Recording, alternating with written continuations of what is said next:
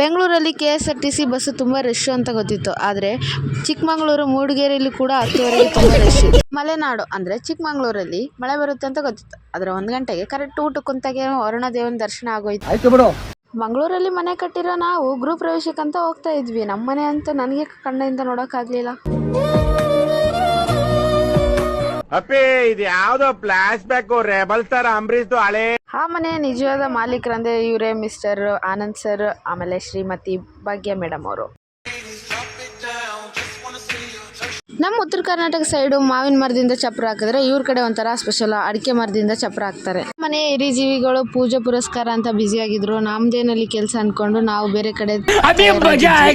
Next ನಾವು ಹೋಗಿದ್ದು ಮೂಡಿಗೆರೆಗೆ. ಅಲ್ಲಿ ತುಂಬಾ ನೋಡೋ ಪ್ಲೇಸಸ್ ಇತ್ತು ಚೆನ್ನಾಗಿ. ಅಂತರಲ್ಲೂ ಒಂದು ಕ್ಲಬ್ ಇತ್ತು, ಮೂಡಿಗೆರೆ ಕ್ಲಬ್. ಅದ್ರೊಳಗಡೆ ಹೋಗ್ಬೇಕು ಅನ್ಕೊಂಡ್ವಿ, ಬಟ್ ಕಾಸು ಇರಲಿಲ್ಲ ಅಷ್ಟೇ.